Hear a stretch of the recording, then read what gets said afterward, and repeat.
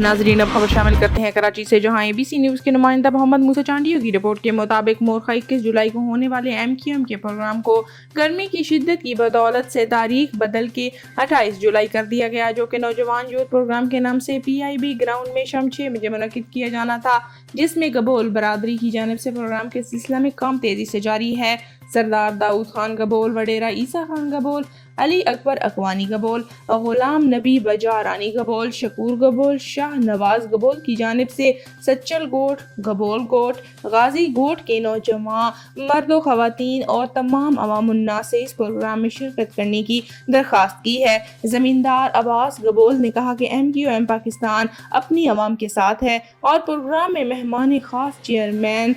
خالد مقبول صدیقی، مصطفیٰ کمال اور فاروق ستار کے علاوہ تمام MNAs اور MPs شرکت کریں گے۔